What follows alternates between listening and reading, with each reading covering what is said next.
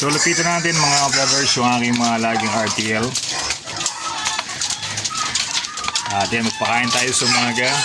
So mapapansin natin itong mga brothers, iwahiwala itong aking RTL. Kasi ito yung mga RTL ko na disgrasya, na bugbog sila nung nakakarang panahon ng kanilang mga kasama. Pero na-save natin sila, na-survive sila. Kaya sila naka-separate.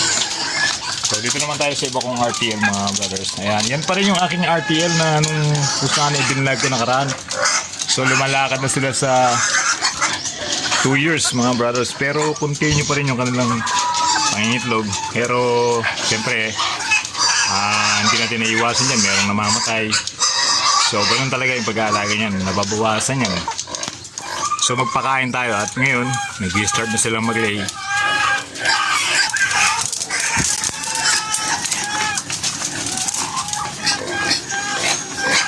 Bawat isa niyan,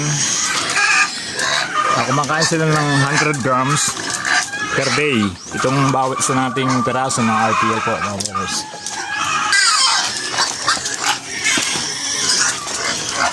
So, nagwawala na rin yung ating mga fatteners.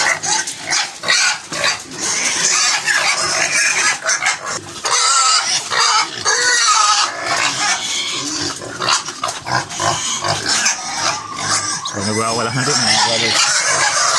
Ayan, ibigyan natin ng pagkain ng ating mga RTL na ano.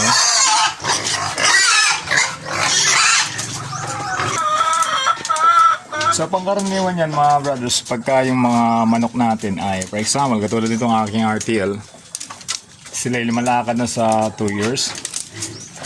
So karamihan ng initlog niyan malalaki na po. Nandiyan na tayo sa medium at large. So meron na rin mga XL yan. So kasi pagka gumugulang yung mga alaga natin ng manok, nagkakaedad sila.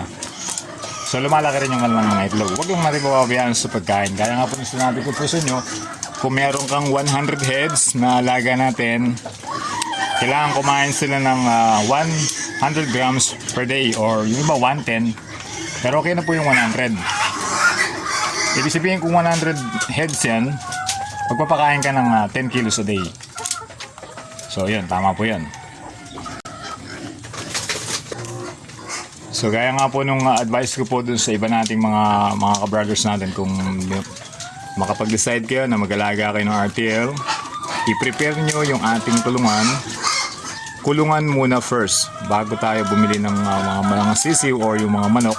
So ngayon mahal itong RTL na to. Nasa 450 pesos na po ngayon yung dumalaga yan. Yung nagkakaedad po ng mga 5 to 6 months, yung malapit na po siya mag-lay. So sobrang mahal yan. 450, 460, yan po yung presyo ng ating dumalagang RTL ngayon. Meron mga nagdi-deliver sa online, pero secure nyo mga brothers kung kayo magde-decide na mortgage yan. Siguraduhin nyo kasi baka ma-scam kayo. May mga maraming scammer dyan sa online, sa mga Facebook patungkol sa mga RTL na manok. Kaya mag-iingat po kayo mga brothers. So by next year, may plano tayo na makapagdagdag tayo ng mga alaga nating RTL. Pero ayusin muna natin yung kulungan, dagdagan natin yung kulungan nila. Siyempre i-upgrade natin para mas magaan yung trabaho natin.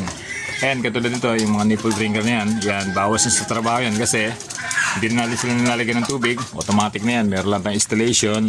So madali lang maglagay niyan. Tapos ito yung mga packet nila, ito yung mga PVC. So yan, bumili lang tayo ng size na 4 na PVC, biyakin natin, pwede na. Pero mas maganda yung mas malalim dito ng konti sa PVC na to, para paglalagay natin ng pagkain sa kanila, yung one time lang na nalagay sa umaga. So hanggang sa hapon lang natin sila ulitin. So katulad yan, nilagay natin sa umaga, kami hapon lang po natin ulitin. At siyempre maya magpapakain na rin tayo ng ating mga partners.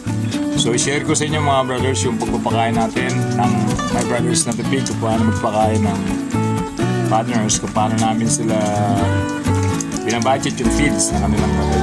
So yun lang mga brothers, magandang umaga sa nila.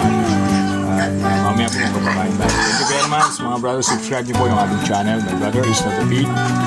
At marami pa tayo pag-usapan patungkol sa pag-aalaga po ng ating mga hayop, especially po sa ating mga alaga. God bless po mga brothers, thank you.